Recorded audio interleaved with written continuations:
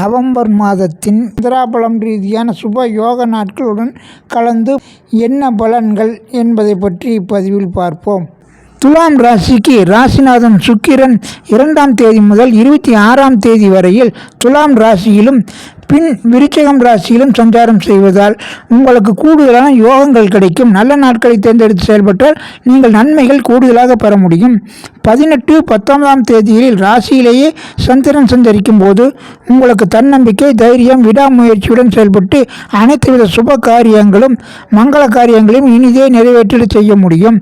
அதேபோல் 23, 24ஆம் தேதியில் தனுசு ராசியில் சந்திரன் சஞ்சரிக்கும் போது 3ஆம் வீடாகியால் விடாமுயற்சியால் அனைத்து காரிய முயற்சிகளிலும் வெற்றிகள் கிடைக்கும். ஆள் அடிமை, ஆடை ஆபரண சேர்க்கைகள், இளைய சகோதர நன்மைகள் கூடுதலாக கிடைக்கும். 3, 4, 5ஆம் தேதிகளில் மீனம், மேசம் ராசியில் சந்திரன் சஞ்சரிக்கும் போது 6, 7ஆம் வீடாகியால் கடன், நோய், வம்பு, வழக்கு பிரச்சனைகள் தீர்வுக்கு வரும். நண்பர்கள், கூட்டாளிகள், கணவன் மனைவி இடையே இருந்த கருத்து வேறுபாடுகள் நீங்கி நல்லுறவுகள் சிறப்பாக இருக்கும். கூட்டு தொழிலில் கூடுதல் நன்மைகள் கிடைக்கும். 11, 12, 13ஆம் தேதிகளில் கடகம், சிம்மம் ராசியில் சந்திரன் சஞ்சரிக்கும் போது பொருளாதார ஏற்றம் சிறப்பாக இருக்கும்.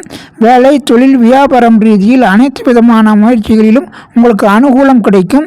மேலும் பட்டங்கள், பரிசுகள், பாராட்டுகள், மதிப்பு, மரியாதை, கௌரவம், உயர்வு பெறும்.